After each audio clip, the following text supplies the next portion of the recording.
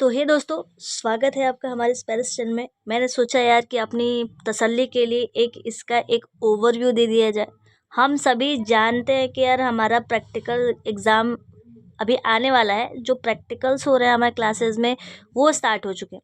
तो जो हमारा पहला एक्सपेरिमेंट है, estimation of haemoglobin using Sahli's haemoglobinometer, आप इसको हीमोमीटर भी पढ़ सकते हो, इस पर कोई दिक्कत नहीं है। लेकिन जो हमारा एक्सपेरिमेंट का नाम है आप ये लिख लेना, ठीक है।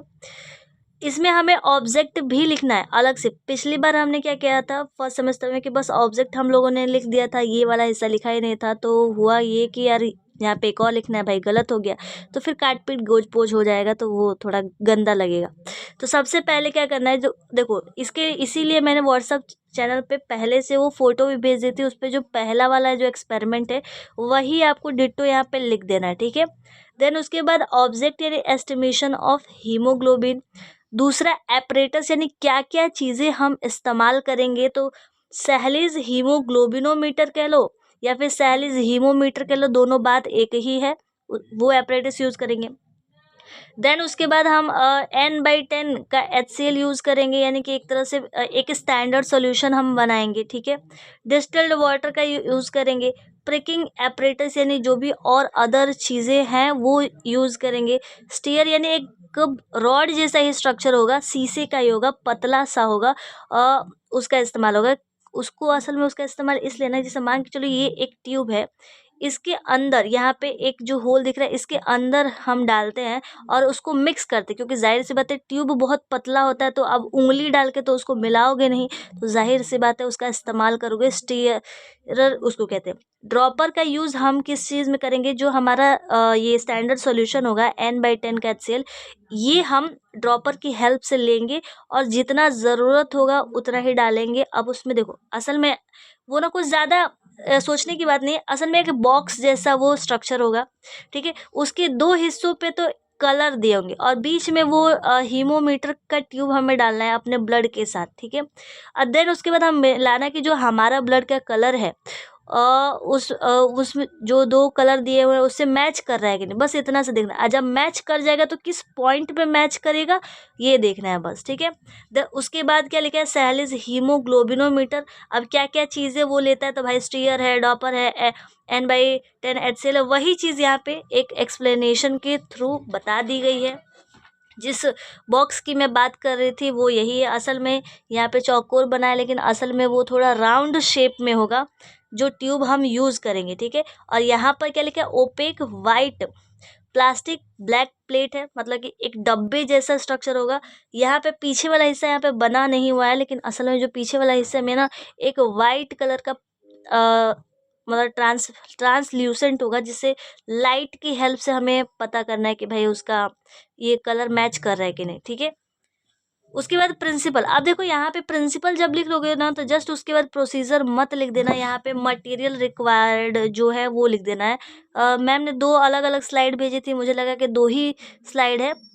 एक मतलब कि कुछ और पीपीटी जैसा था, तो मैंने ध्यान नहीं दिया, तो वो हिस्सा मैंने इधर लिख दिया, ठीक है, इस साइड लिख दिया। लेकिन आप लोग प्रिंसिपल के बाद ही लिखना है, ठीक है। उसके बाद प्रोसीजर हमें लिखना है कि हमने कैसे कैसे किया। तो एक बार यहाँ पे देख लो, सबसे पहले तो जो ट्यूब है उसमें हमने क्या किया, N/10 HCl स्टैंडर्ड सोल्यूशन ले लिया, ठीक है। अब उसके बाद अब ज़्यादा नहीं लेना है, यहाँ पे लिखा भी है, उसका बस थोड़ा सा हिस्सा 2% ले लेना है, ठीक है। उसके बाद जो हमारा उसके बाद क्या करना है, जो आप नेडल यूज़ करते हो, कौन सा नेडल, जो घर में सुई यूज़ करते हो वो नहीं, जो मेडिकली यूज़ किया जाता है वो वाला। तो ब्लड सैंपल निकालना, पिपेट की हेल्प से उस ट्यूब में डाल देना, उसके बाद मिक्स करना है। उसके बाद जो हमारा हीमोमीटर था उसमें हमें चेक करना है कलर, ठीक है। वही इसके टोटल लगभग यहाँ पे 7 स्टेप है। लास्ट में क्या क्या रीडिंग जो है नोट करके लिख देनी है। प्रिकॉशंस क्या क्या हमें चीज़ें, भाई जाहिर सी बात है कि क्लीन करके ही ब्लड निकालोगे, ऐसा तो है नहीं कि आ, आ, ऐसे ही बिना यहाँ पे साफ किए निकाल दिए, या फिर एक ही इंजेक्शन से हम सबका ब्लड निकाल रहे हैं, इस तरह तो भाई एड्स के भी खतरे हो जाते हैं, ठीक है। तो इस चीज़ का ध्यान रखना है, इसलिए प्रिकॉशंस का इस्तेमाल करना है। और मटेरियल रिक्वायरमेंट तो बता ही दिया, ये प्रिंसिपल के बाद लिख लेना, ठीक है। और हाँ, पिछले टाइम हम लोगों ने क्या किया था, सारी चीज़ें लिखी थी लेकिन रिजल्ट लिखना छोड़ दिया था, तो इसके लिए यार सर ने डांटा था और मार्क्स भी शायद कटे होंगे बहुत लोग के, अगर जिसने नहीं लिखा होगा तो लास्ट में जैसे कि अगर बाई चांस आपने अपना हीमोग्लोबिन टेस्ट भी करवाया होगा कभी, तो वो पॉइंट भी आप लिख सकते हो कि हाँ भाई मेरे ब्लड में हीमोग्लोबिन का जो कॉन्सेंट्रेशन है इतना ग्राम है, ठीक है। और ये हमारे क्लासमेट का ही एक ब्लड सैंपल का जो रिज़ल्ट आया था, ब्लड में हीमोग्लोबिन कॉन्सेंट्रेशन का जो रिज़ल्ट आया था वही हमने लिख दिया है, क्योंकि सबका नहीं हुआ था, 1-2 लोग का हुआ था, तो उसी के रिगार्डिंग मैंने यहाँ पे लिख दिया। रिज़ल्ट आप लोग लिख लेना, ठीक है। आप चाहो तो यही रीडिंग लिख देना, लेकिन अगर बाई चांस कभी आपने ब्लड टेस्ट करवाया हो हीमोग्लोबिन के लिए, तो वो रिज़ल्ट भी आप लिख लोगे, कोई उसमें गलत नहीं है।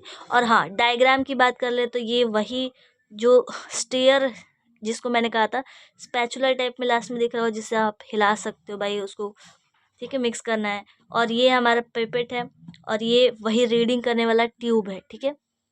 बस इतनी सी बात थी, ज़्यादा कुछ नहीं था।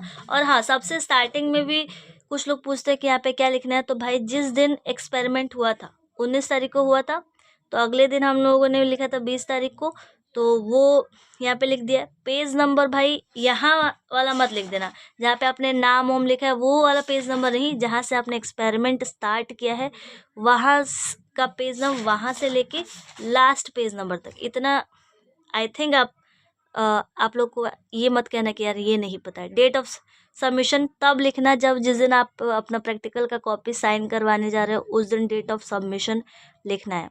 पता चला 20 तारीख को एक्सपेरिमेंट लिखे और 20 तारीख डेट ऑफ सबमिशन, भाई उस दिन साइन नहीं हुआ है ना, तो जिस दिन साइन करवाने जाओगे उस दिन ये लिख देना, ठीक है। तो बस इतनी सी ही बात थी, मेरा मन था कि यार मैं बता दूँ, नहीं तो वो क्वेश्चन भी अराइज होने लगते हैं कि ये चीज़ कैसे करनी है। तो आई होप आप लोग को अच्छा लगा होगा, और अगर आपके दोस्त हैं तो भाई उन लोग को भी ये वीडियो शेयर ज़रूर करना। मिलते हैं नेक्स्ट वीडियो में। और हाँ, आपका मतलब आपके क्या, मेरा एक सवाल है कि अगर आपको चाहिए कि भाई इसका भी एक एक्सप्लेनेशन मिल जाए तो अच्छा होता। तो ओवरव्यू तो मैंने दे दिया, लेकिन एक्सप्लेनेशन अगर चाहिए तो आप कमेंट में ज़रूर कर देना, और ये भी बताना कि क्या आपने कम से कम प्रैक्टिकल की कॉपी खरीद ली है। और दूसरा सवाल, क्या अगर खरीद लिए तो लिख लिया है तो बहुत अच्छी बात है। अगर चाहिए तो मैं इसका भी एक फ़ोटो इसी के साथ ज्वाइन कर दूँगी, और आप उससे भी लिख सकते हो, कोई दिक्कत नहीं है, ठीक है। तो थैंक यू सो मच, मिलते हैं नेक्स्ट वीडियो में।